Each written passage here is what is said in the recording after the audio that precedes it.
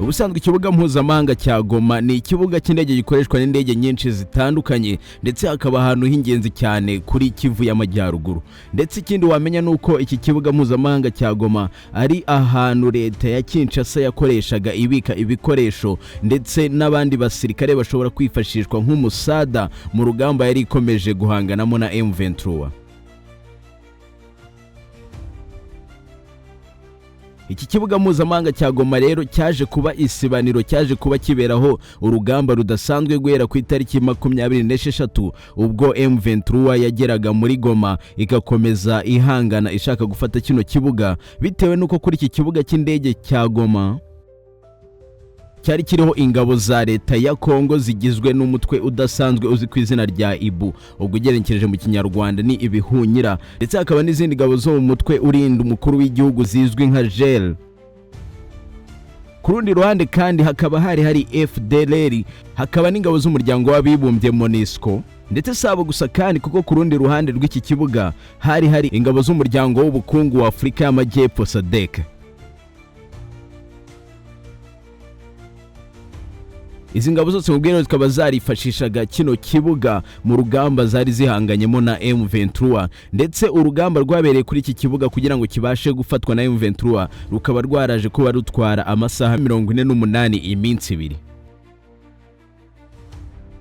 Ubwo M23 yinjiraga ku kibuga cy'indege cya Goma, abasirikare bazwi nka IBU ndetse na GEL bararwanye cyane bihambaye, bituma kuri iki kibuga haberaho isibaniro.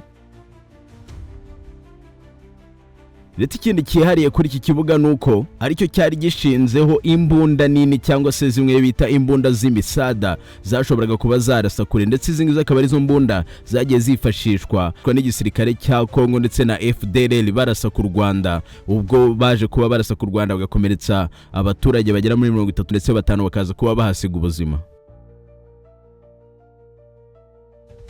Akaba rero hari hashinze izi mbunda zambaye cyane zo zizwi nka BM za Katyusha n'izindi zitandukanye z'imisada.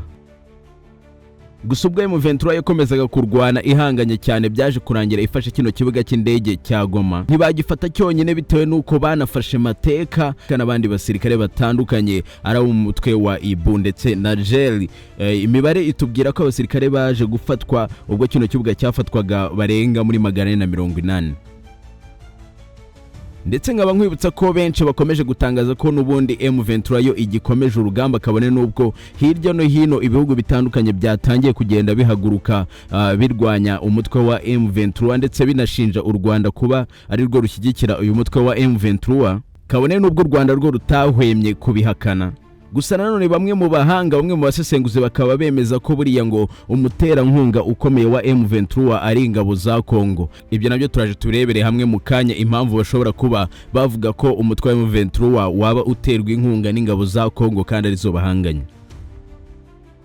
Gusa ku bijyanye n'urugamba ubu tukaba twese tugitegereje kumenya ikiri buze gukurikiraho nyuma yuko M23 imaze gufata umujyi wa Goma ndetse ikanigarura kino kibuga cy'indege cya Goma. Kugera kuri uyu munsi wa none rero iki kibuga cy'indege cya Goma kikaba cyarafatiweho ibikoresho byinshi bitandukanye, harimo imodoka zisanzwe, imodoka z'intambara, imbunda z'amoko agiye atandukanye ndetse n'indege. Iki kikaba ari ikintu gikomeye cyane kuri M23 kuba yarafashe ikibuga cy'indege nk'iki ngiki ndetse kagifatiraho n'ibi bikoresho bitandukanye.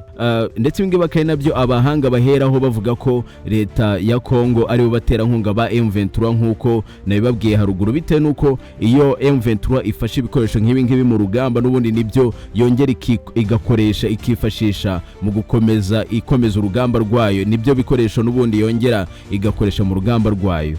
Ariho rero haturuka iriya mvugo ivuga ko leta ya Kongo ari bo baterankunga bakomeye ba M23.